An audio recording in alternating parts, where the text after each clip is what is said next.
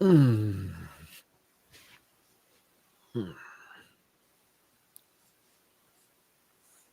Think we're live. Oh, are we? I think so.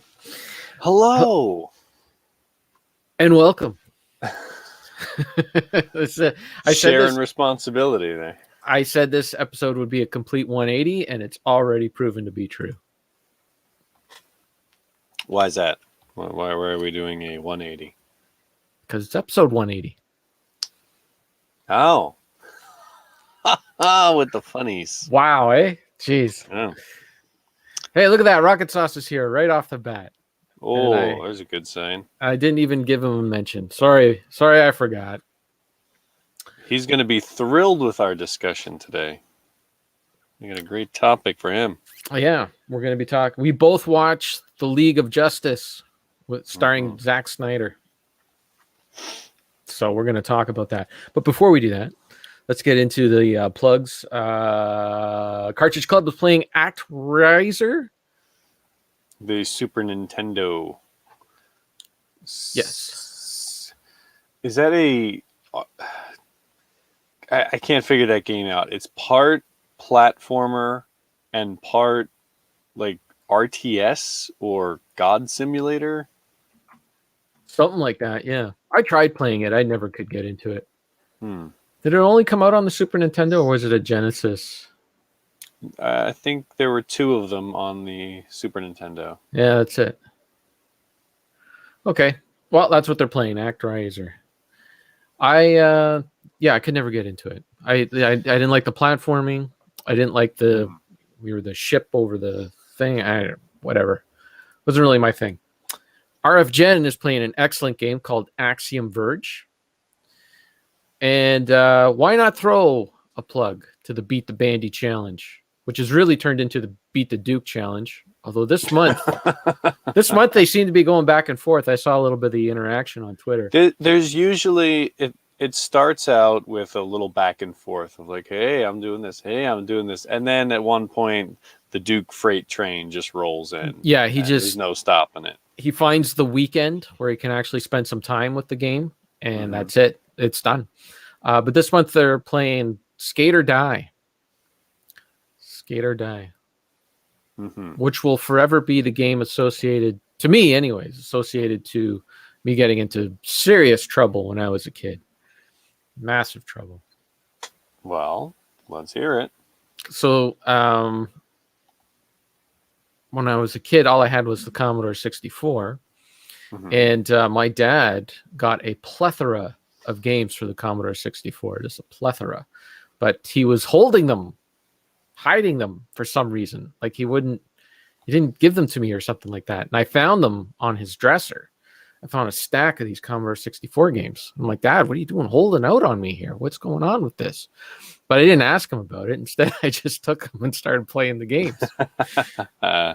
And so the first game I put in the Commodore 64 was Skate or Die, because the Nintendo kids were always talking about that game. So it's the first time I played it. And right away, you got that Rodney Dangerfield looking guy with the Mohawk haircut. Have you ever played it? Nope. Yeah. It's like the guy that's selling, like he sells all your equipment. Like you can buy upgrades to your skates and whatnot, your skateboards. And he looks like Rodney Dangerfield, dead ringer. They probably did just take an image of him and use that as their I wouldn't be surprised. Inspiration. Well, they did that with what was it? The Metal Gear game had Kyle Reese. They just took a Terminator still. Yeah. And just swapped them out. Yeah. Well, let me mute my phone here. Well, anyways, I got in trouble for taking those games off of my dad's dresser. I never did find out why he was holding on to them. And hey, we got Mike LeBrain. He wants to know what's on my shirt. You've seen the shirt before. It's Jimi Hendrix. On your shirt. Oh, I thought it meant like you had a soup stain or something. Oh, maybe I do. It is a little crummy. Got some crumbs on here. There we go. There you go. Hey, look at this. Even Dean is in the chat. Wow. Well, that's a rarity. You must be doing something. Must be doing something right. Okay, that's it. That's it for the plugs. What do you want to? Where did you want to start? So did you get to keep those games, or did your dad take them away again? Eventually, he took them away. Eventually, I did get them, but I never did find out why he was holding on to them. Like what he was. Yeah, that's the mystery. Yeah. I had a similar thing. I didn't really get in trouble, but my uncle had a Atari 2600. That was the first game console I ever got to play. And he had a whole case of games, and I'd sit there and play them whenever I wanted. It was no problem. But then I noticed there was a one sealed game just sitting there, and I'd go in, I'd play, and I'd look at it, and I'm like, what is this? It was some Big Bird's egg catch, something like that. I was like, what is this? I'm like, I don't know. So I was just messing around one day. I figured, all right, it's a game. I got the console here. Might as well pop it in. So I ripped it open and put the card in, and then quickly realized I couldn't play it. Apparently, nothing was working. I didn't bother reading the package, and then my uncle came in, and he's like, "Hey, somebody open up this game." I was like, "Yeah, I was trying to play." He's like, "I didn't open it because I don't have the right controller for it. It won't work." I was like, "Oh." So I guess he was planning on returning it. Oh. But this was the point in time when Atari 2600 games were getting marked down to like $2 a piece. Right. So it wasn't like a huge purchase, because he would just go to the store and like there'd be a bin of them. He'd buy a whole bunch. But yeah, you got to read the packaging. Yeah. Back in the days when you needed a special controller to play a game. We got Kyle in the chat saying hello. Hey, Kyle. Hello to everybody. So where do you want to start? You want to start with let's start with the Zika virus. Whatever the heck this thing's called. Remember the Zika virus? Remember when that was the big thing? Isn't that an alcoholic beverage that Richard Lewis was doing commercials for? I don't know. Was it? Zima. Is that still around? Zima. When I was a kid, there would be I'm not sure. I don't know. Is it like it looked like Crystal Pepsi? Was it, there was fizz in it? I don't know. I think it was clear. Yeah. That's all I know. Mike LeBrain is asking what my microphone is. I think I've answered this before. It's like an Apex 3.5 something. I don't know. It's an XLR microphone though. It's not a USB microphone. It goes into a mixing board, then it goes into the computer. So unless you're willing to take that step, I don't think you'll be able to invest in this style of microphone. Got to go hardcore.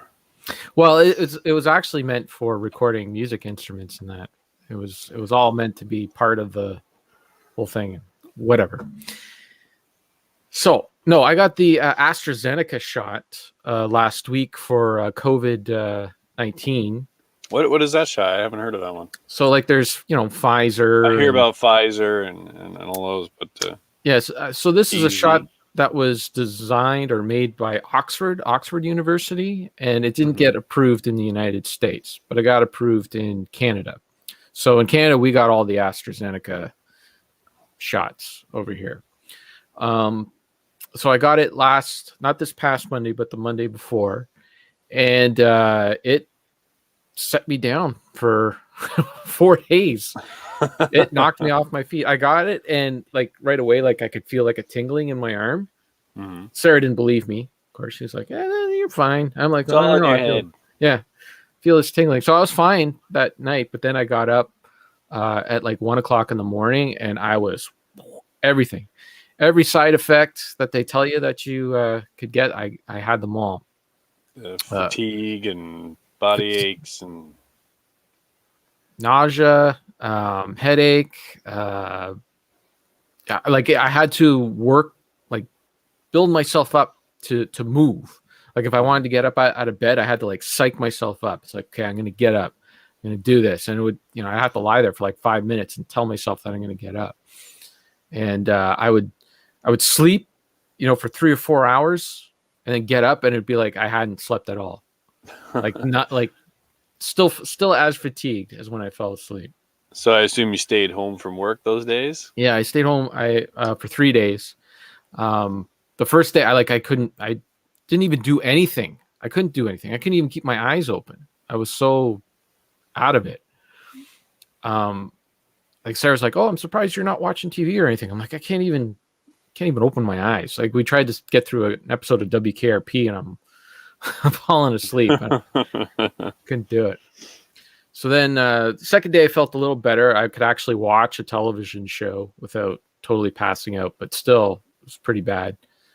And then the third day it was still pretty bad, but it was like all the same symptoms, but not as like just a little better.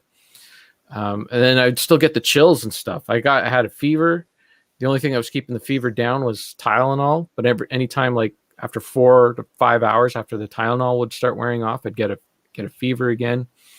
I woke up with chills like every night until last Saturday. Saturday was finally the day where that was it for the chills. But doing better now. Doing good now. Well, that's nice. So that's a 2-part shot? Yeah. Is so is the second part supposed to do the same thing? I'm hoping that I build immunity. So when I go get the second one, it doesn't affect me at all. Because some people are getting the shot and they're getting nothing. Sarah got the shot on the same day and, she felt off for a couple of days, but not to the extent that I did. So I'm hoping that I built immunity. So when I go get my second shot, I'm fine. No symptoms. But I don't get the second shot until August. Oh, wow. Yeah. They say you got to take the second shot within 4 months, and they're like pushing us right to the limit within 4 months. But what do you got? What are you gonna do? They're asking about your microphone now, Richard. What microphone do you have? I got the first thing I could find when I went to the store. I bought this because way back when I was invited to be on the Cartridge Club that first time, episode 4. I remember it. Oh yeah, I want to do that. I probably need a microphone for that, so I went to the store. There's a microphone. Yeah, plugged it in. That's what I got. There you go. That's some serious research that you did for that. You can tell us the name of it. Frig, no. It's in the mic holder, so it's probably covering the name. Yeah. I do believe it was made by Sony. That's all I can tell you. So it's no good. Forget that. It's no good, but it lasted for the past 5 years or whatever. You guys can hear the words that are coming out of my mouth. That's all I care about. There were points, this was just we weren't planning on doing a podcast or anything when I bought this. This was just a mic, and then after a while, I was thinking, hey, maybe I should upgrade and get a cool setup here. And I was like, I don't know, how long is this gonna last? There you go. We've been doing it for when did we start? 2014. Has it been that long? No. 2016? Yeah. Wait a minute. Gosh, it might have been about 6. Yeah, we've been doing this for about 6 years now. Yeah, I think it was 2014 because I remember when the Cartridge Club started, the Wii U was out, but the Xbox One and PlayStation 4 were not out yet.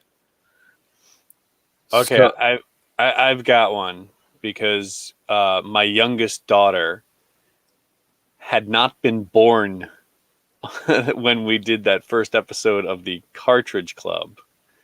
Right. And then we started this a year later, and she is 7 years old now. Well, there you go. Okay. I mean, if you want to use your kids as, timestamp, I use game consoles. Use the game console, sure. Oh, there you go. Look at Dean right on it. October 2014. Oh, of course, Dean knows. RoboCop. Yes. There you go. And he just re-listened to the Mega Man. There you go. Yeah, RoboCop. Yeah, that was the first episode. Good times. RoboCop. RoboCop. Have you ever see that cartoon? I think so. And then there was the TV show as well. Remember the live action show? Canadian. Yeah, wasn't very good. I have not seen. They made some movies like straight to video. I think they were called Prime Directives. I don't know if that was the same production team as the TV show or if that was another thing. But there's been a whole slew of lame RoboCop revivals. Yeah. Yeah, they have not been able to nail that original film. Nope. Ever again. The second movie probably came the closest. For a bit. For a bit, yeah. And then I haven't seen that in a while. I do need to watch that again. Yeah, I just rewatched RoboCop last month. Yeah. And there was stuff I forgot about it. I forgot about the car remember that 6000 sucks. The 6000 SUX. Yeah. Still got the factory sticker on it. Boom. And Clarence Boddicker blows up his brand new car. Yep. That's good. Good times. Fun movie. That's when action movies were fun. Oh man. Well, we're gonna talk about that. I wanted to ask you though about are you in line to get a shot yet or anything? I've heard the cases are on the rise in Japan. They are coming again. My prefecture, we had like zero for a little bit. We were down to like just single digits, like maybe one reported case today, two. This recent spike, we just hit 100 people yesterday. The school where I work, there was one student's family member tested positive. So as a precaution, the entire second grade class had to be sent online because we were doing well enough that, schools are open. People just physically go back to the schools, into the classrooms. But now there's the bit of nervousness that they're going to shut down again. But no, the shots are still not available to the public the way they are in the West now. So still waiting out, seeing what's going on, and just being careful. Yeah, the states are really rolling them out. They're way ahead of us on it. It's like, well, that was Biden's whole platform. He's got to make that number one priority. Is that what it is? I don't know. For the last 4 years, it seemed like Canada was consistently ahead of the United States. And then all of a sudden this year, something happened, something changed. Now all of a sudden the States is doing better than Canada. What's up with that? What's up with that? Looks like Mike is leaving to go do prep for his own show. See you, Mike. I'll be watching that later. And Kyle says, you were asking what the name of the podcast would be. I had the best idea, Mars and Vox Odyssey. That was on the list. Something like that, right? We had a whole list of names that I can't quite remember, but yeah, I think I threw it out. I think I had the list, but I threw it out because they were so embarrassing. Half the names. The ones that were. Oh no, I can't say what that is. Okay, yeah. One of them is our password, so that's why it's sticking in my head. It's like okay, well, don't say that one. But why not give complete control to anybody who wants it? I mean, really, if we probably said it, nobody would even bother. Nobody would care. Nobody would even test it to see if. No. Is that right? Who cares? No. All right. Okay. Well, Sarah wanted me to ask you about what's going on in Japan. So she heard the cases were rising. Yeah. Well, I mean, cases are rising and we're being extra careful, but for the most part, it's still kind of what was going on at the beginning, where people in Japan are not afraid to wear masks and stay away from each other. So in general, we just don't have as big a problem. Now, some areas like one of the larger areas, Osaka, has had a lot of trouble recently, where it's just one of the big cities where lots of people are, and their numbers were skyrocketing. Compared to the U.S. and stuff, it's still a fraction of Yeah. that. But considering, very small island nation, lots of people crammed into one small area, everyone's living in close proximity, but people aren't so touchy-feely. They keep their distance. Wearing masks is commonplace, so it could be better, but it could be a whole lot worse. Well, that's good.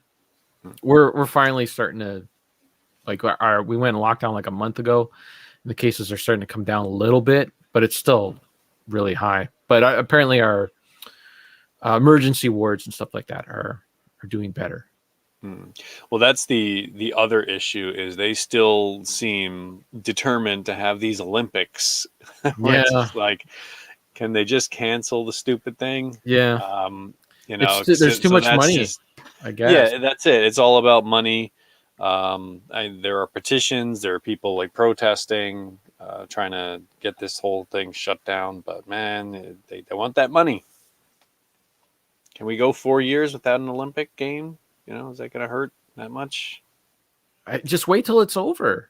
Wait till the thing's over, and then have the first one in Japan. I know they probably already picked out who's going to do the next one and the next one. They need all that prep time or whatever. But geez, like they already got pushed back a year. Yeah. Like I don't care if it pushed back 2 years, 3 years, just cancel the thing. Push back 4 years, I don't care. But does anybody like the Olympics? I don't. It's just a snowball effect at this point. Like it's been going on so long, and then you see the footage of it. Nobody's there. It's just the athletes and their families. Yeah, it's more of a money. It's just a moneymaker for television, right? It's television content more than a spectator kind of thing. And they've done it before too. I remember when they shifted, because you remember the Winter Olympics and Summer Olympics used to be during the same year, and then they realized that was a little too much. Yeah. So they decided to stagger them every 2 years. You have the Summer Olympics and then the Winter Olympics. But there was that transition period where they had the Winter Olympics like within 2 years of each other. Because I remember it was Team Canada in like 2000, or it wasn't 2000, 1992. And then in 1994, it was basically the same team that played in 1992. Like we were all the same kids, pretty much, I don't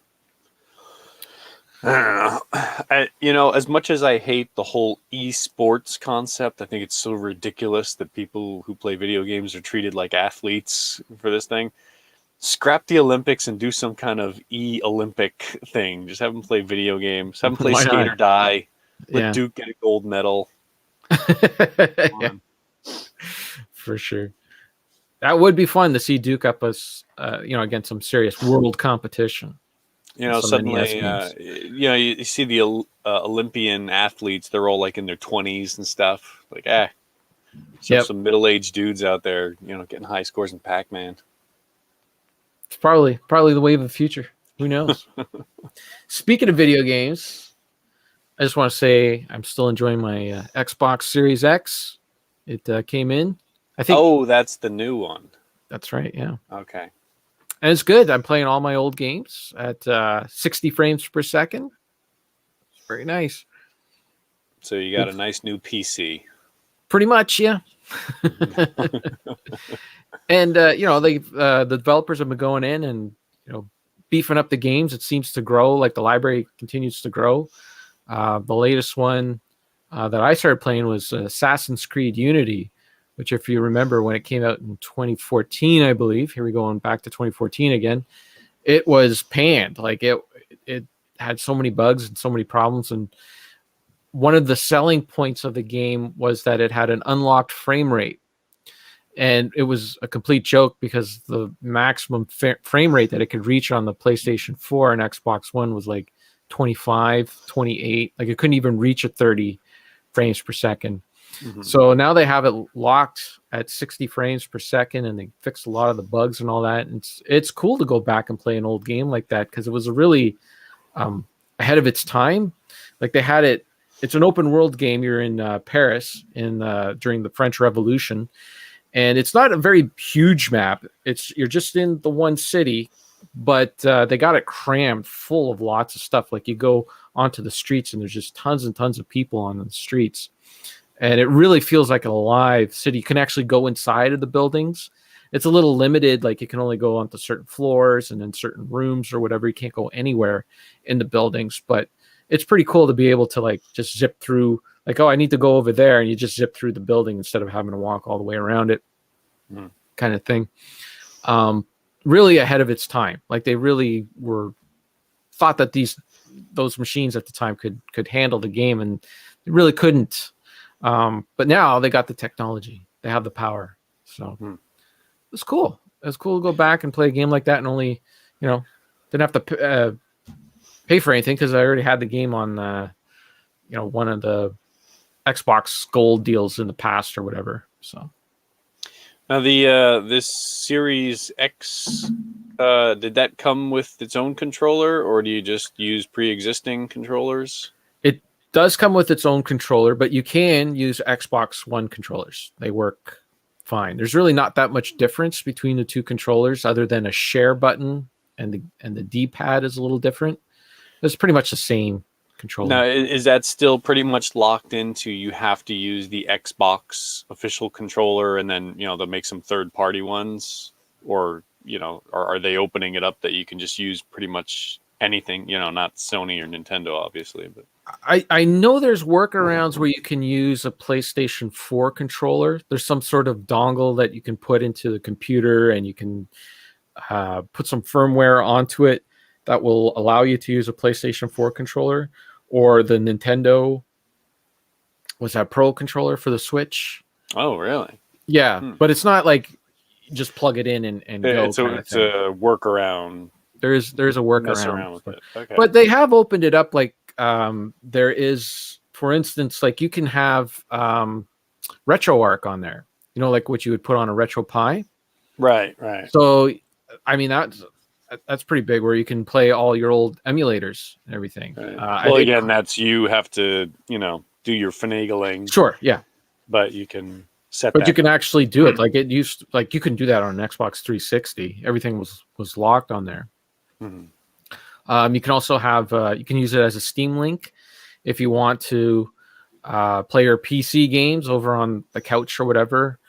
I've never, like, I have a Steam Link, and to me it's never worked that well unless they were both hardwired into the router.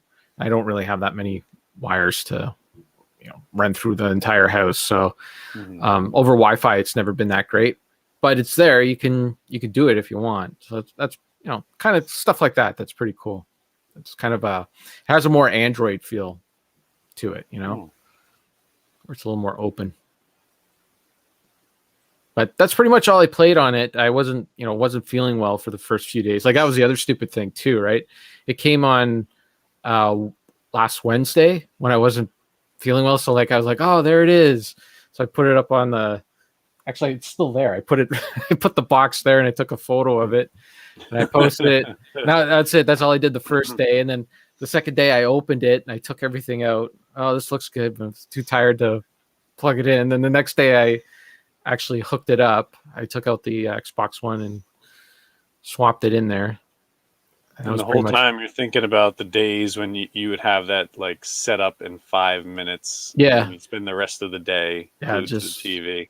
But I eventually got to it. Days. Eventually got to it, and and it has the Game Pass. I had a couple of months of Game Pass with it, so that I'm going to be stretching out that subscription for a bit longer. And they had it's weird. The new baseball game is on the Xbox, which is made by Sony PlayStation. So you you fire up the game, and the first thing that comes up are like the PlayStation logos with the triangle, the square, the circle, right, those things. It comes up like PlayStation Santa Monica Studios on the Xbox. It's like seeing the Sega on the Nintendo, Well, yeah, that happened once they started making all those Sonic games after Sega stopped, man. Yeah.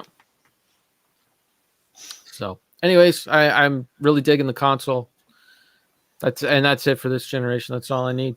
Good times. Well, it seems like that's. I mean, I've been done for a while, but pretty much it's when I have the ability to put everything I want into one area, that's what makes me happy. Yeah. So doing things like the RetroPie or just using a PC. It's like I got everything right here. Yeah. That's what I'm looking for now. How can I Yeah. cram as much as possible into the smallest container? Yeah. And not have to have like All 14 different different devices. setups and the cords and the cables and It's too much, and man. It's too much. do you remember the times when you had like all your consoles on display and like, oh, look at this, I can take this down and set Yep. that up and do that. Get rid of them all. Remember, well, there was that One photo machine. on Twitter where the guy had like, it was like a big, wall unit that he built with fans and everything, and he had every single console all set up, ready to go on an instant. Mhm. I used to think that was so cool, and now it looks exhausting to me. Yeah. Like, oh. Well, again, if you have the space and everything, I still think it's really cool if you have a room where you have like multiple TVs and you got like the library of games and here's this TV and different places to sit down. That sounds like a great fun thing. You have people over and you're looking because that's part of the charm is just seeing the history of everything there. Yeah, But when you're talking about just sitting down in your living room and I don't want to clean all that. that's yeah. One little machine, one little button. There we go. They're asking me in the chat about the submission for the Patreon game submission. So I guess they're fishing for a plug here because Dean is asking. It's today's the last day, right? So if you're listening to this, yeah, if you go over, if you're a patron I guess, of the Cartridge Club, if you spend money on the Patreon, you have a vote. You can vote for a game. That'll be selected for the game of the month of August. In the past, I think I can't remember what the games were in the past, but anyways, I did go on there and I voted for Grand Theft Auto San Andreas because I don't believe the Cartridge Club has done a Grand Theft Auto game yet. I think that'd be a fun one to go back and play. Dean's got another question for you. Where do you have to go again? The Cartridge Club Patreon, right? That's right. Go to the Cartridge Club Patreon, Dean. www.patreon.com/cartridgeclub.com. I don't know what it is. .org. .org. .edu. I had to do the whole two-step verification thing because it's been forever since I logged in there. Thankfully, it had my my password already in the browser because I would not have been able to cross that hurdle. But anyways, it's there. I did put my vote in. I hope it wins. I would love to see the Cartridge Club do a Grand Theft Auto game. I mean, it's one of the biggest franchises in video game history. Well, yeah, you figure how much there is to talk about a normal game and then how much content they throw into a Grand Theft Auto game. Oh, that's right. Yeah, Cartridge That's Club a Portable. long discussion. Cartridge Club Portable did do China Wars, but that's really a Grand Theft Auto light game. That's not like, and I mean, San Andreas is huge. It's a massive map, and it's just really impressive what they put on the original Xbox, the PlayStation 2. Like, that was originally a PlayStation 2 game. Right. Is that on PC? Did they put a bunch of those on PC now? All of them are on PC. Yeah, all of them. The only one that isn't on PC is that Red Dead, the first Red Dead. It's not. Okay. Yeah. One? Before Red Dead Revolver. Just Red Dead. No. Sorry, Red Dead Redemption. Red Dead Redemption.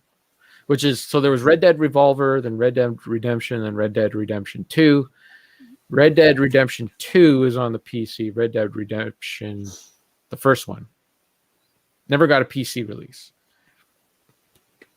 Okay. There you go. I never played any of them. I mean, they're janky.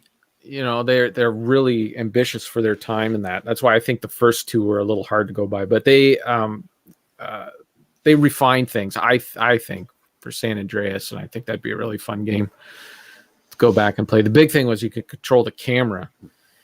Like those first two, I think you could control the camera if you went in and you messed around with all the controls and everything, but natively you couldn't like just use the second analog stick to see what was happening around you. It was a bit of a pain. All right. Enough of this video game and vaccine talk.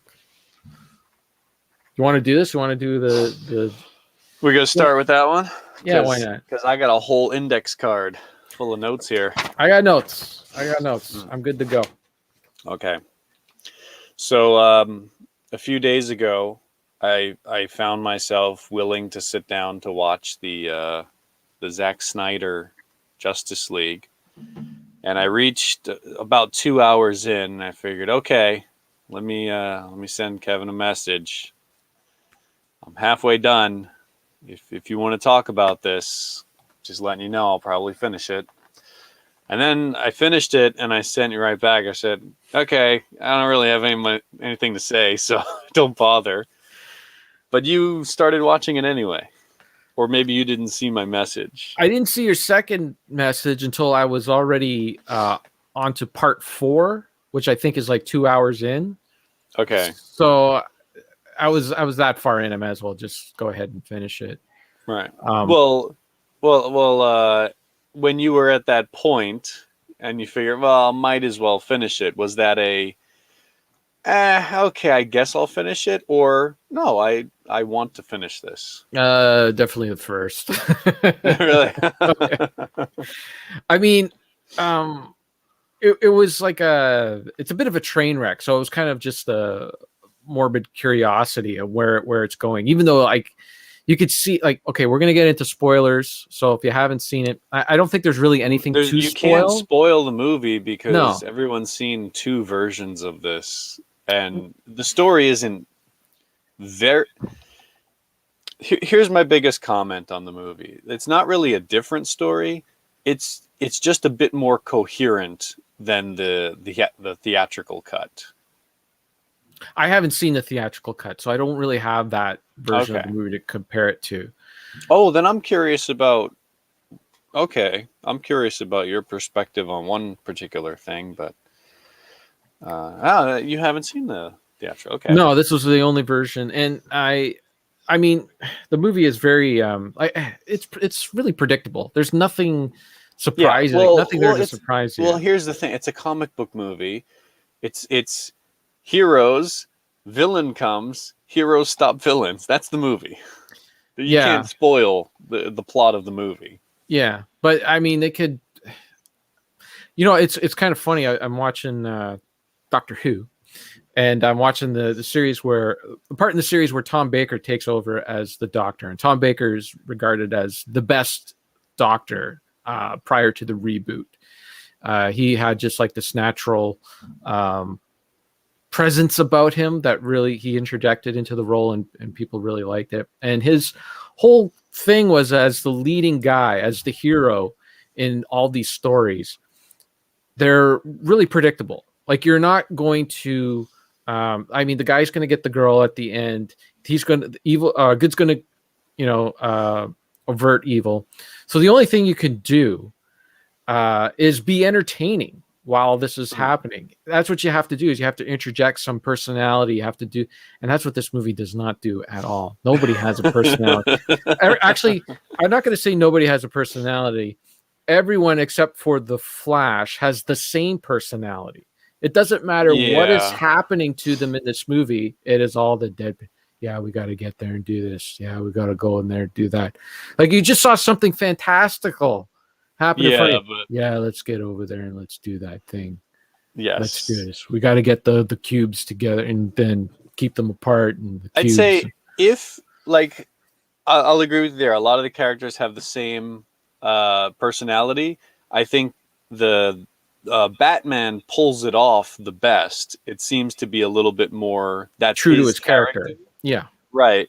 It's just they kind of spread that out to be everybody. Yeah, like, everyone's on edge. Everyone has an edge. You know, nobody is just like, except for the Flash, who's there as comic relief. I was surprised by that, because I didn't know you hadn't seen the theatrical cut, and I thought a lot of the Flash's silliness being the comic relief, I thought that was a lot of Joss Whedon's work. Like, maybe he punched it up and made him funnier. But no, that's all in the Zack Snyder version. Like, it was always planned. And there are a couple of scenes where it's way over the top, where it's like, just shut up, you're being obnoxious now.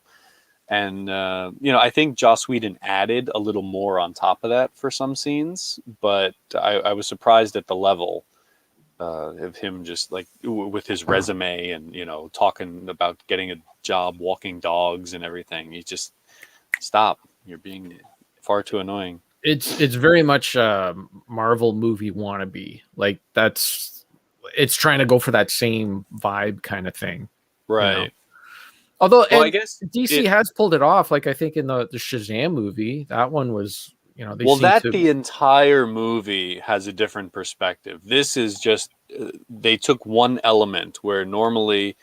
Did you see the Man of Steel and the Batman versus Superman? No, see, and this is part of my problem is I didn't see Batman. I fast forwarded through Batman versus Superman, so I had like there was like a lot that was happening that they did not explain.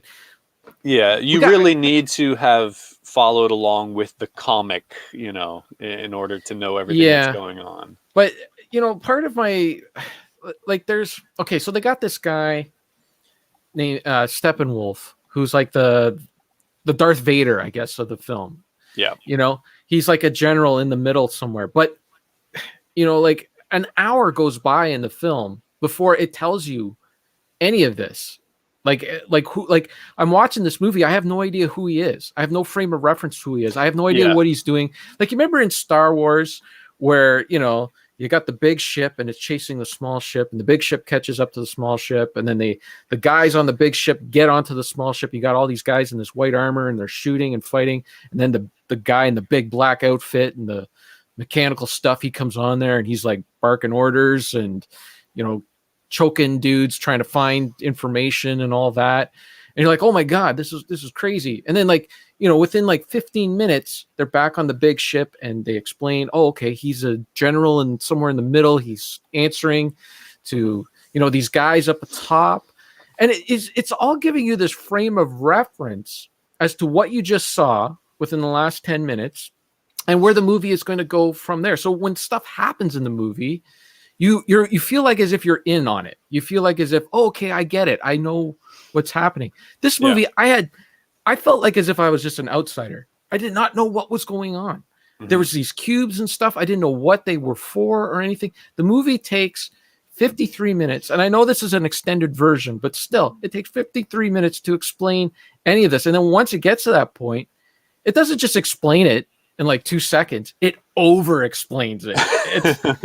It's like a half an hour of exposition on everything, and it's like, yeah, you'll go through a lot of that, and then like the worst was at one point Wonder Woman is explaining the past of the cubes and the story of them fighting this guy in the past, and she like it's so awkward because she's talking to Bruce Wayne at that point. But when she's explaining it, she turns into narrator and she's narrating this big scene. Yeah. And I'm trying to picture her standing there talking to Bruce Wayne and explaining it with this, bravado. Yeah. It seems so weird. Yeah. And it seemed like the only character that got a little bit of an intro was Wonder Woman. They gave her, because she was doing that hostage. Yeah, there was that hostage situation. So you got like some sort of idea of who she is and her powers and stuff like that. Although the thing that doesn't make sense is that the Flash can move really fast, and then Superman can move really fast, but Wonder Woman doesn't seem to be able to move really fast, only in that opening. She's faster than a machine gun, but I don't know. Yeah, I'm going to hit my main points on this right now before I forget. I just wrote them down into good and bad. Good, I wrote down coherence, because compared to the theatrical version, believe me, if you watch the theatrical version first, you'd be like even more confused as to why some of these people are in this story. Because the cyborg character, especially, like they cut out everything about him and his father. So he really just had like no introduction. He barely had an introduction in this movie. It's like his introduction comes later. Yeah. But it did do a better job of explaining their role within the film.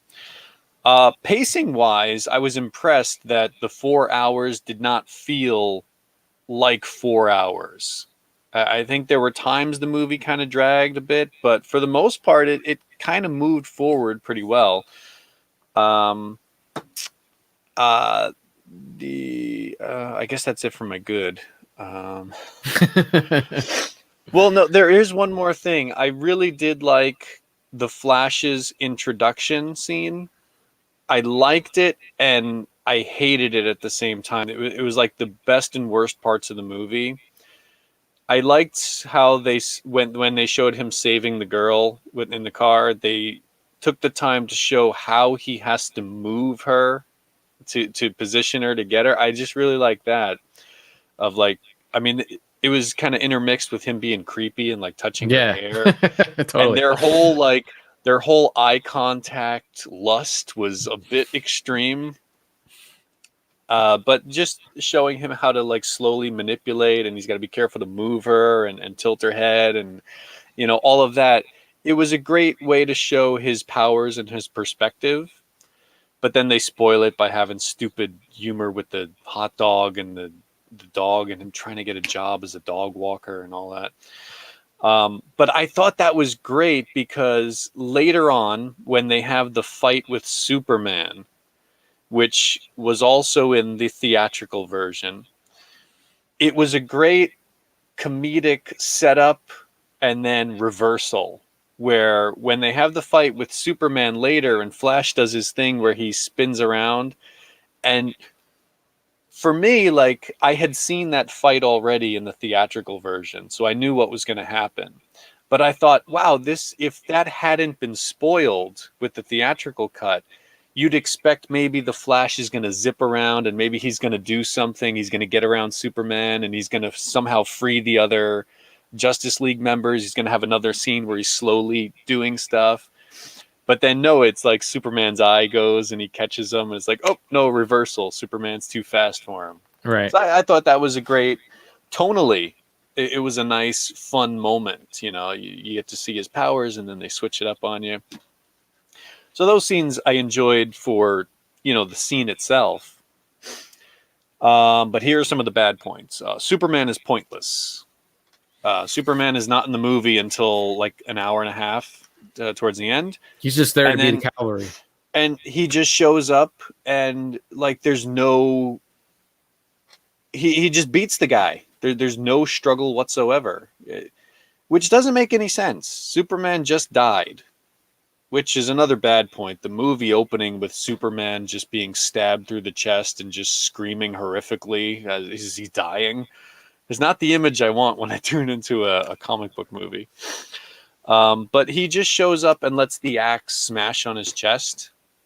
He doesn't know anything that's going on. He doesn't know who these aliens are, what their powers are, how strong they are.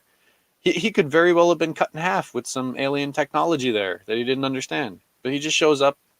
He could have like tried to grab the axe or like push the guy out of the way, or I'll just assume I'm going to be strong enough to Yeah. to stop this. Yep. The whole god imagery of the superheroes, half the movie is in slow motion because Snyder just likes to show them staring into the distance and in slow motion, like Wonder Woman standing up on the statue. Oh, let's revere all these godlike beings. All that. And I hated the whisper sing over piano keys music. That's my first note. My first note is terrible soundtrack. The whole Yeah. I hated 90% of the soundtrack. It was either that orchestra, chorus chanting, Yeah. like that style, or it was like this weird detuned guitar riffs that Yeah. both did not do anything for me. I hate it. I hate that like whisper singing when it's supposed to be so emotional. Yeah. That it takes forever, and all you hear is little doon, doon, doon, piano keys, and then Yep. your face. Do do do do. Yeah, it wasn't good. Did No. not like it. Not good. Not good. As a whole, I'd say the movie was more enjoyable than I thought it was going to be. There were a lot of decent moments, a lot of fun things. I like the Wonder Woman, like doo doo doo doo, blocking the bullets and the machine guns. Yeah, that was a good part. I did not like, and this is my own personal gripe with the movie. For the movies, to be fair, I think the movie did a decent job of incorporating it where it wasn't too out of control. It didn't insult me the way it did, like in Star Trek. I don't want to hear the F word in a superhero movie with Batman and Superman. There were 3 of them, and 2 of them were from the heroes, and that didn't sit well with me. Yeah, I don't even remember that. I'm so desensitized. Every time I heard an F-bomb come out, I was like, oh no, not in a movie with Superman and Batman. And it blended in fine. These movies are made for like adults. There's no way these movies are made for kids. I couldn't imagine any kid sitting through all that. Yeah. Okay, here are my notes. So terrible soundtrack. It's a cool move with the bracelets. I like that whole scene. Wonder Woman did have her music. She always has her Wonder Woman theme when she shows up. I did not like at the end though, where like the little kids like, "Can I be like you when I grow up?" And you could be anything. Like, are we still telling kids that they could be anything when they grow up? Is that still the message we're sending them? You have limitations. We're telling them they can be superheroes. You have limitations. I can't play third base for the Toronto Blue Jays. As much as I wanted to grow up and be Kelly Gruber, it wasn't going to happen. You do have limitations. I'm sorry. That's life. Then it's a lot of questions because wasn't like, what are these cubes? Who is this guy? Yeah. Why are the people the Amazons on the islands fighting with bows and arrows and horses? They haven't gotten any technology. They've been around for thousands of years. They seem to be like super beings. They don't. I think they're like Amish. They kind of have their style and they stick with it. They just stick to it. They're really good at it, There was a janitor who was mopping a grate, which I found pretty. It wasn't a floor. It was like, like in a video game when you're on the floor and it's like, and then you hit the grates and it's like, ting, ting, ting, ting, ting. He was mopping one of those. There was nothing there to mop, sir. Those are the cleanest grates in all of Metropolis. Oh yeah, and the shorelines along the oceans must be just littered with Aquaman shirts, because every time he goes in, every time he comes out, yes, it doesn't matter what he's doing, he's wearing whatever shirt he's wearing is coming off, and I'd be like having to clean up all those stupid shirts all the time. The thing is, like, where does he leave those shirts? Because when he comes out of the water, he's got to put one on. Yeah, he just I don't know. They're just there. He's got a whole bunch of shirts laying around. 56 minutes before they start explaining who Steppenwolf is. They never explain why they don't destroy the boxes. Only that the boxes they're some sort of science thing that somebody built that's so advanced it looks like wizardry. It's advanced science. Mm-hmm. They don't explain why the humans, the people on Earth, don't destroy the boxes. Are they not able to? They said something about it, but I don't remember what it was. Like Superman can't. Somebody said, like, why don't you just destroy it? And then why don't the scientists who made the boxes make some more? Why do they need those boxes? Are they one of a kind? I don't know. They don't explain any of that. Looks bored getting flung into a truck. I don't know what that one means. Batman got thrown into a truck by Superman. Oh no, that was the police car. I don't know what that note means. Oh, and then the Flash. Okay, so that eye thing that he where he catches Superman's eye while he's running really fast. Mm-hmm. Didn't they do that in the previous movie? Or did I see that? That was in the Justice League. That wasn't in Batman versus Superman? I don't think so, because Flash wasn't in that. Well, he had like a little cameo thing. Maybe I did watch part of Justice League and I don't remember it, because parts of the movie felt like maybe you saw the fight scene or something. That's all, has been played all over. Maybe. So then the action in this movie, it's like, okay, so I started thinking back to like Tim Burton's Batman from 1990. And remember when the Batmobile, like when Batman was in the Batmobile, he's driving up to the Joker's lair and he needs to get in there. And so the machine guns pop out and then he does that little door with the machine guns. Yep. And then busts through. They recreated that in the video game on the NES. You see the. Oh really? Oh yeah, that's right. Batmobile goes in. And then like you remember when he had the bat wing and he flies it up to the moon and it lines up so it looks like the bat symbol and he comes back down. And then like the Joker has all these balloons with full of poison gas and his bat wing just happens to have the little thing in the front that's going to capture all these balloons. Little nippers, yeah. Yeah. Just like cool, like all those stuff that you remember from.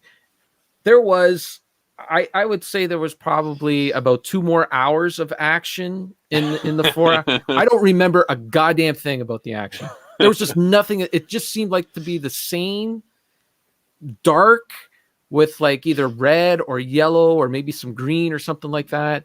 Like, and I couldn't see what was going on. One thing I do remember that I still don't understand is Wonder Woman does this. Yes. Yeah. She always makes this like, don't make me do it. Yeah. All right. And she does this. Yeah. And I don't know what that is. I don't know when that was explained of why clinging her arms together makes a big boom. It must be like a flashbang or something like that. I don't know. Was that explained in the Wonder Woman movie? I don't remember. If it was, I don't remember. I just remember her always like, make me do it. Anyways, I don't like. What is it with the action? Is it just that the people who are doing the action don't have the imagination to think up of something, or is it just that they can do anything now? So there's no sense it's a of mixture. like. It's a mixture of a few things. One, the movie is way too long. This was supposed to be like 2 movies originally, but I guess for everything that happened, they just decided to throw this all together in one. 2, CGI overload. It's just so much is happening so constantly that it starts to lose its effectiveness. Yeah. I remember Batman doing the fight scene in the alleyway. I want to talk about the '89 Batman. He's fighting a couple thugs in the alleyway. He's got that one kick, and the guy flips, kind of slow motion. I remember those things. Yeah, little details. Here, it's like so much is happening so fast. There was I saw somebody make this point about the RoboCop remake. Remember the shootout RoboCop has in the drug factory in the first movie, the original, and he's running around, and he's shooting all the guys, and they're falling down. Yeah, and it hits the one guy, and he gets hit, and he sprays his gun, and he hits another guy. It's like I remember all those things. Yeah. In the RoboCop remake, there's a scene where he's in a factory and he's like shooting other robots. It was like a test run. Yeah, I vaguely remember. Right. And somebody pointed out that if you compare those 2 scenes, in the original, every time RoboCop faces an enemy, they first establish the enemy. You see the guy with the gun aim at RoboCop. You establish the threat. And then you see RoboCop turn around and shoot the guy. In the remake, RoboCop's going like this. He's just walking through. He's shooting everything so fast. You never see the threat coming. So it doesn't establish in your brain as being something dangerous. So you're just seeing movement. Right. And like nothing. I think that's kind of what's happening in a lot of this with all those bug things flying around. It's like they're shooting them constantly left and right. They're hitting them. They're going like this, but you never really get the image of like them. Plus, they're fighting superheroes. They're obviously much stronger than these things. It never feels like they're in any danger. It's just, hey, we're doing the CGI dance. So a lot of that stuff builds up. And then it's... There's also like, there's no personality though. And like, wouldn't it be cool if like, you remember when Batman took Steppenwolf has the first 2 boxes and he builds his dome over the boxes, right? Yeah, so Batman's job is to zip in there and take out the tower that's holding up the dome, and he's got like this ship that he does it, right? So he's got like the weak point. He knows where the weak point is in the dome to fly his ship through, and he just flies it through, and then the dome starts collapsing, and he takes out the tower. Like, wouldn't it have been cool if he would have when he like went through that, like if it just left like the impression of the bat symbol or something like that. Like that'd be like the little flare or something that Batman would. But that's what he would do. That's what he would do. Like there would be I like just think like this I think bat symbol. you could do that. I mean, they did it in Gremlins too. Well, bat symbol on the wall. They did it Yep. in the '89 Batman with the moon Yeah. silhouette. Yeah. Yeah, have some fun with it. Yeah. That's what But I'm saying. that's Just not have some this movie. personality. Just have some This personality. movie is not made for little kids or people that want to have fun. Movie is made for adult fans of DC Comics who really enjoy the Dark Knight, Frank Miller comic, and they want to see, the serious take on this kind of stuff. I don't know why.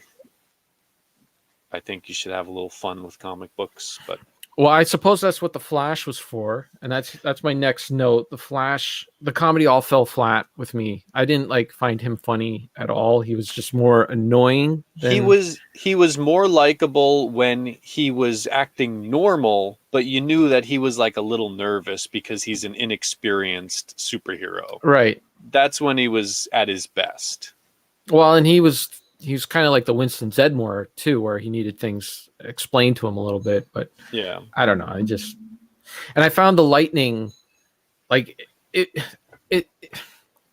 It's funny how they didn't feel comfortable enough just to have him move fast. That wasn't enough. They had to have like this lightning effect happening all around. And I know part of it plays into the fact that he's building like static electricity or something like that because he built up charges to turn on boxes and stuff like that if he runs into them really fast. But I don't know. I found it all really distracting.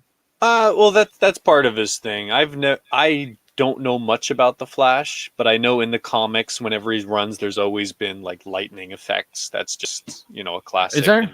Okay. Yeah, well, he's got that symbol. Oh, on okay. his chest, and All right. Well, that might be. I don't know his origin. Like, how did he get his powers? They don't tell you in this movie, which I don't mind them not doing an origin story. But like, he's already got his costume, he's got his lair, but they don't really mention. I don't know. I don't know much about the Flash at all.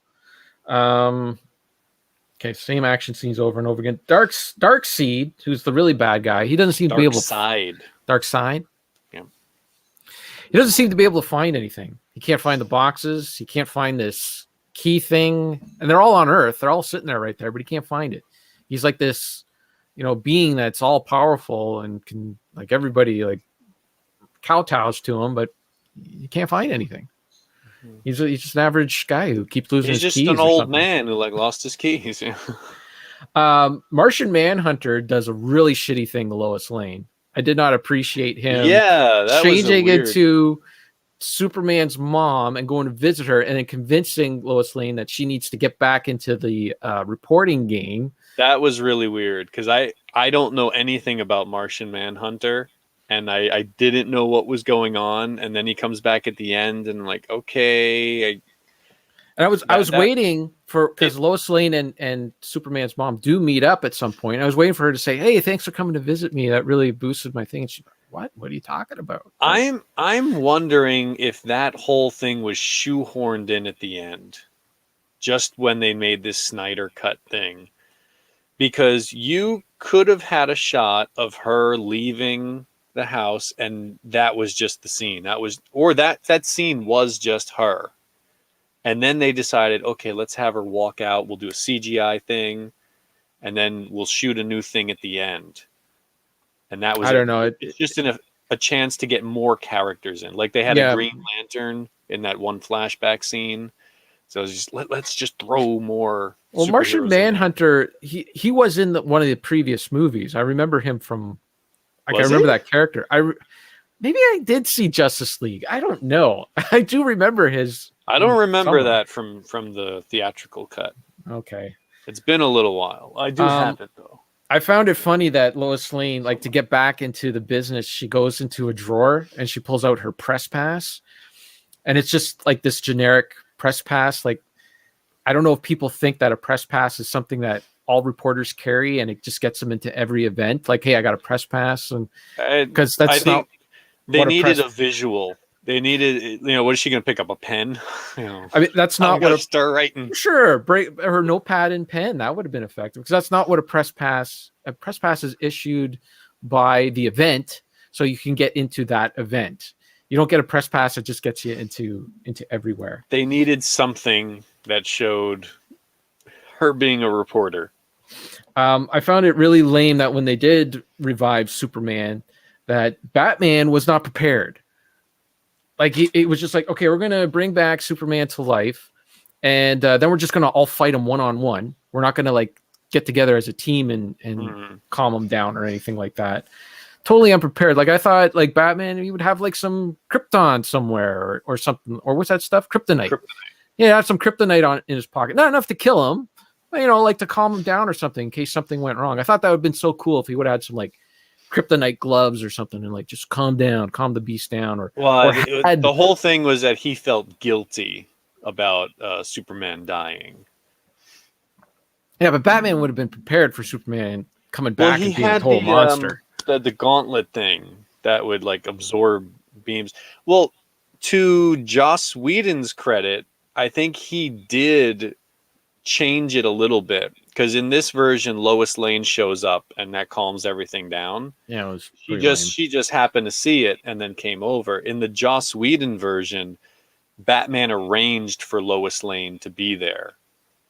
Like he had her waiting in a car. See, that would make sense to me. And then it's like things are out of control. Get her out here. Yes, that's like the only thing we can do. Right. That makes that Batman would be prepared for something like that. Okay. Well, still, he should have had some Krypton or something. I don't know if that is, or Kryptonite. I don't know if that's what, like maybe this part of the universe. I don't know if they introduced Kryptonite or something yet. Maybe it's not there. Well, that's the whole reason he died in the other movies, because Batman used a Kryptonite thing to weaken him. They had their fight, and then he was weakened, and then that's how he got killed by the monster at the end. Oh, okay. So it was all Batman's fault. Way to go, Batman. Come on. Bruce Wayne mentions that he has 6 satellites to examine the Earth and find out where the missing box is. 6 satellites would not cover the entire Earth. Sirius Satellite has 8 satellites alone just to cover North America. So he probably has 6 satellites just to cover Gotham City. I mean, a satellite has a huge footprint, but I mean, you need a little more than 6. He's still just a guy. He's still just one guy. Listen, there was this. I am totally nitpicking now because I felt like it, because it was the only interesting thing about the movie was nitpick. There was this one shot where they had Superman out in a cornfield somewhere, and Lois Lane was in the farmhouse, and she comes walking out onto the porch to look out at Superman. It was so funny that, because I guess they wanted to have that shot of like a low image of Lois Lane, and you're kind of looking around her and you're seeing Superman out in there. But to get that shot, they sacrificed the height of the handrail on that porch. And if you look at it, if you watch that scene, the handrail only comes up to like her knees, which is a total tripping hazard. Yeah, I watched it twice. I had to rewind it. And it's not easy to rewind on that stupid Apple box that we have at work because it's so finicky. There's no like rewind button. You have to use this stupid touchpad. Anyways, I rewound it just to make sure, just to look at it again. It's total tripping hazard, but they totally wanted that shot where it comes around and you can see Superman. Well, maybe that's why his mom moved out. It's like, I'm going to break a hip one of these days. Okay, so now we're starting to get into the ending here. So like they really don't explain stuff. Like you remember when, in Back to the Future, when Doc Brown makes up that model of Hill Valley, sorry, and he has the car, the wind-up car with the thing sticking out the back, and he does a whole mock-up. Not painted yet, and he does a whole mock-up to show you exactly what the plan is, so you feel like you are part of what is happening. You feel like, okay, I get it, and when I see it, and when I see the branch knock the wire apart, I get why it's so important that the Doc has to go up there and reattach them, because if he does it, the lightning bolt isn't going to go down to the street and hit the car, and Marty's not going to go back. You're in it. This thing, like, they don't explain anything. They're just like, okay, run around in a circle, and then this thing's going to happen, and that thing. Like, why not get us like in on it, in on the action? Let us in on what is happening. So at the end, like, I don't know, he trips or something. I can't remember. One of the bad guys gets a lucky shot on the On the Flash, right? Flash, yeah. Right, as he's zipping around and he's doing this charge shot, so he can't do this charge shot to hit the cubes before they get together or something like that and become too powerful. So the cubes get together and start wiping out, start cleansing the earth or whatever, and he like runs faster than light back into the cubes and he reverses time. Is that what was happening? Yes, that's the same thing that happened when they were reviving Superman. Like I the thing goes in the water and then it starts to come out. So you see time is kind of reversing. Oh, okay. Yeah. So Okay. that was the thing that was one nice thing at the end I liked, is that Superman failed. Like Superman couldn't stop it, but the Flash reversed time. So if anything, the Flash kind of had the final moment, you know.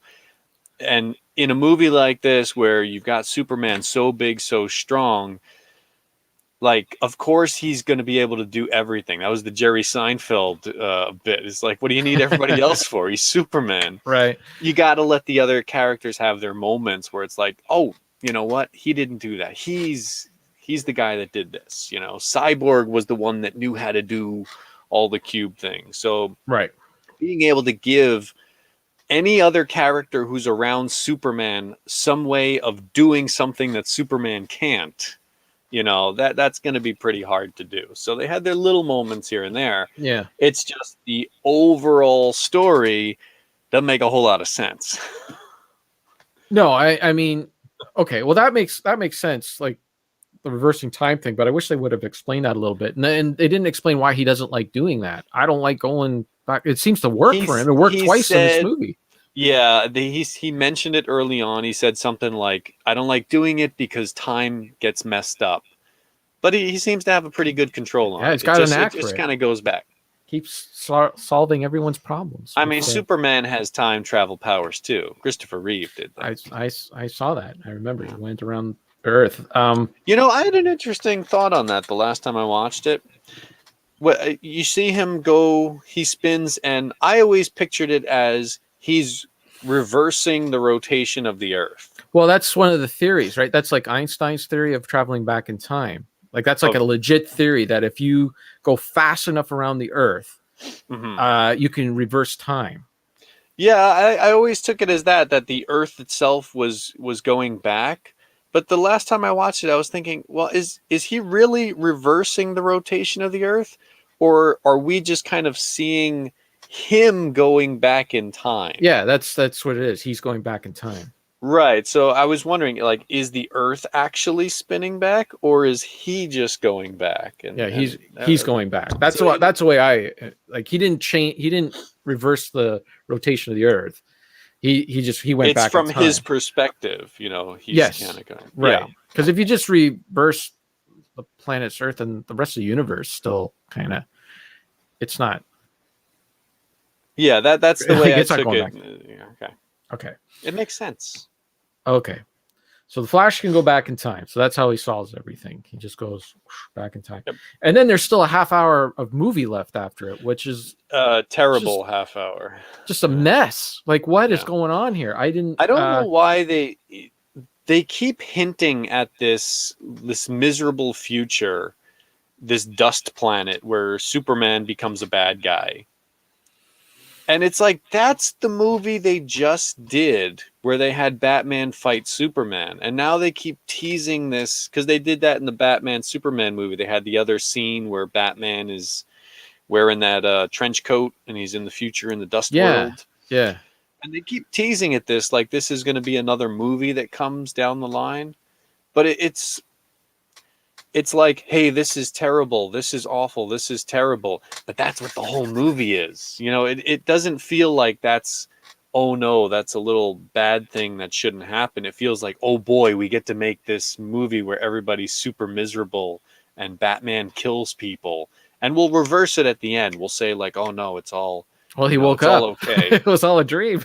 Yeah, but I mean, come on. The whole thing is, oh, you got all the fans out there that are like, yeah, we can't wait to see Batman shooting Superman with guns, and he's going to team up with the Joker. It's like, no, that's terrible. And the Joker was awful. I never saw that Suicide movie, but man, what a Yeah. horrible Joker performance. Yeah, I wasn't thrilled with any of that. And they didn't explain who that Deadpool looking guy is.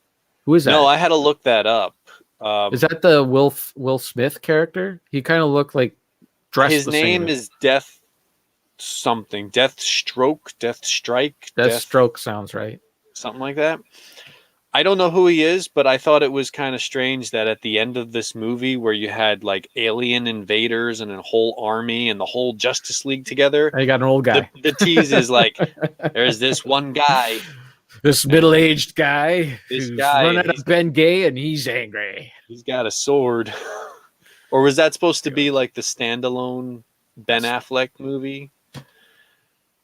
I didn't recognize the actor. I had to look him up because I thought it was Clancy Brown. I was like, he seems kind of old for this, but it was somebody else, Joe something. Joe something. I don't know. I didn't recognize him at all. He was in the Pee Wee Herman movie, the Netflix Pee Wee Herman movie. That's the only reason I know him. And he's like a big Dungeons and Dragons player. That's all I know. Well, anyways, it was I will say I did like when the team got together and they were actually starting to fight a little bit together. I was like, oh, okay, here we go. Like we're working Fight together. together as it works together, you mean, not yeah, argue? like you know, when Superman comes in like the cavalry, he just doesn't take, like, he cuts off Buddy's ear, his one horn. But then they have to work together as a team, you know, to fight. Like you know, Wonder Woman got her punches in, and then, you know, Aquaman was kind of lame. When like, they there was do no these, ocean around. When they do these team up movies with superheroes, ever since the comics and animated things, all of this, I want to see the team come together and work together. But yeah, we instead get these movies, Batman versus Superman, where you know what's going to happen. You know they're going to be at odds. They're not going to work well together, and then they're going to team up. That's the pattern. But they spent like 80% of that movie having them hate each other, fight each other, yell at each other, and then you get them working together. By then, you don't care anymore. That's the Batman and Robin movie. That was my problem with that movie. The movie's called Batman and Robin. You know that those two guys are going to get together, and they're going to, or maybe it was Batman Forever. I can't remember which one. But anyways, you knew that they were going to get together. Yeah. And they waited the whole movie to get them together. And it's like, what's the point? Like, just get them together. I want lots of fun scenes of them doing things together and working together. Give me, like, I tell you, there's that animated Batman Superman movie called World's Finest. Batman and Superman come together. They don't agree, but there's kind of a respect there. They have one little altercation. It lasts for like 30 seconds. And after that, they just work together, you know, with their own styles, kind of clashing, but they work together. Yeah. Perfectly done. Yeah. So overall, would you give this movie a thumbs up or a thumbs down? I gave it 2.5 stars out of 5 on Letterboxd because it just, there wasn't, like I said, I did like it when they did get together, and I felt a little something there, but for the most part, it was just, you know, 3.5 hours of miserable people with miserable action.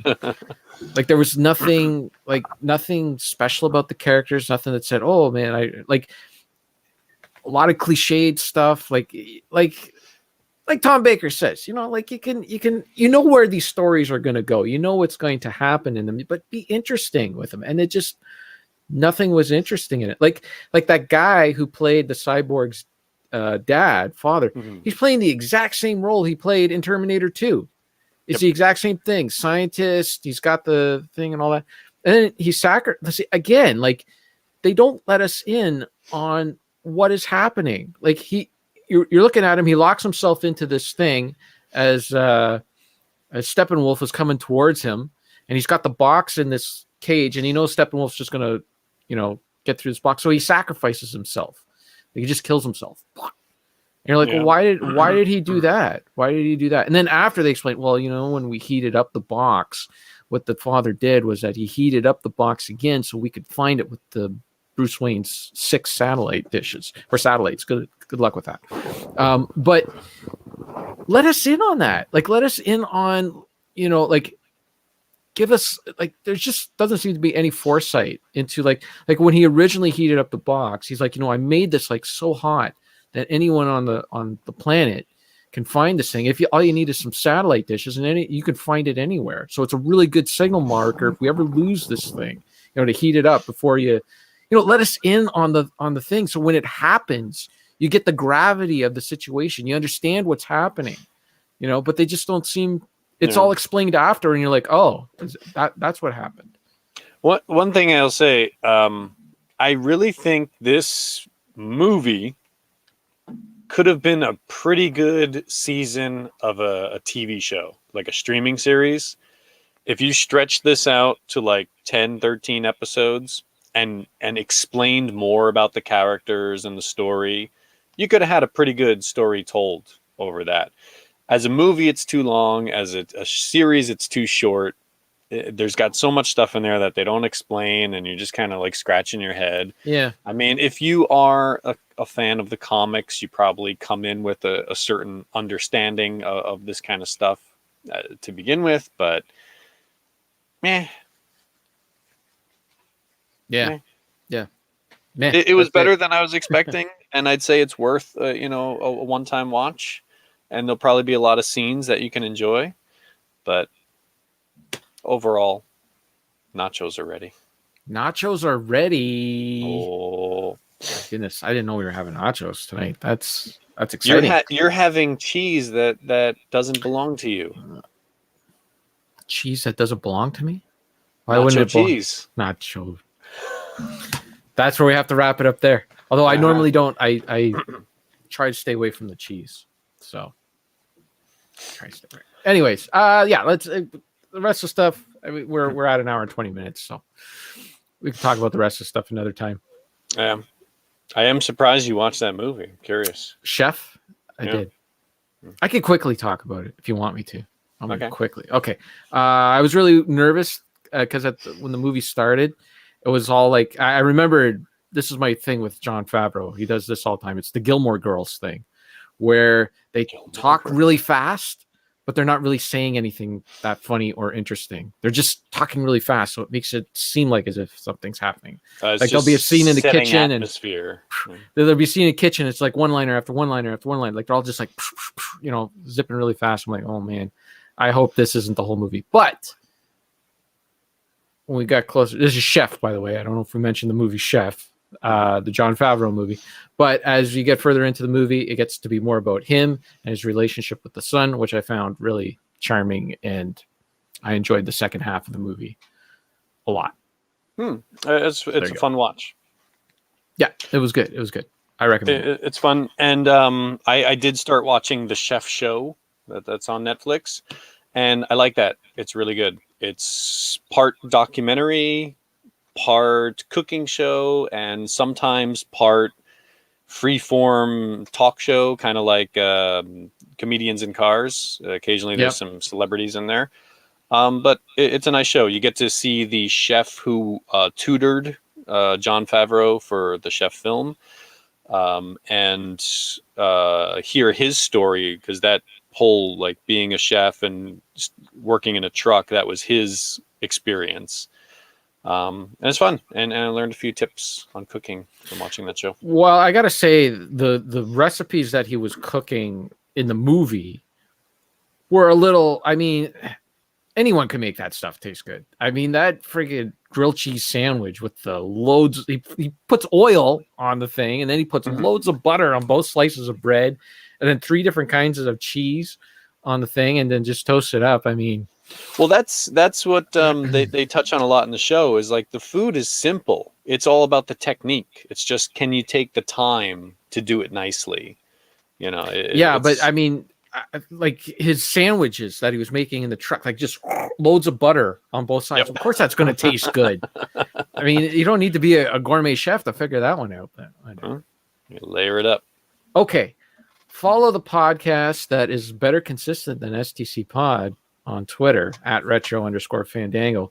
By the way, STC Pod, I noticed that they're kind of getting a little anxious over there. I think they're doing it every 2 weeks. We may have to alter our phraseology to at the moment is more consistent than STC Pod. Jeez, they're shaking in their boots over there. By the way, go check out their latest episode. Don't actually check out the episode. Just scroll down to the comments because there's one comment there by a new listener, and it is brilliant. First he calls them out for being total posers with video games because Bill is playing a survival game and he wants to change the game to have nothing to do with survival. Like he wants to play it like, on baby mode basically. So the guy calls him out on that. Then he calls out Joe, who's playing Horizon Zero Dawn right now, and he's just running around. He's not actually playing the game. So great comment there. But then he finishes it off, and I'm paraphrasing. We got to read the comment yourself, but he says something to the effect of, "What is this show? Why are you guys broadcasting? Why don't you guys just call each other on the phone?" I'm like, that's it right there. Brilliant. Well, that's every podcast, isn't it? Pretty much. All right, get a boner with Retro Fandango. Go check out our Discord. Kyle still has codes on there for movies. I saw the Q Dogs picked up, I think, a library off of Kyle. Ooh. I mean, 2 big franchises they grabbed off of Kyle. So go check that out on our Discord. That's it. That's the show. Hope you enjoyed it. Nachos are ready. All right, I gotta go. New sign off. I am getting hungry, so this is a good place. All right, goodbye. Thank you, Rocket Sauce, Dean, Sarkasim, Rocket Sauce, Mike LeBrain, Round 2 Dean, Game Kyle. Yeah, that's everybody. All right, thanks guys for watching. Bye. Bye.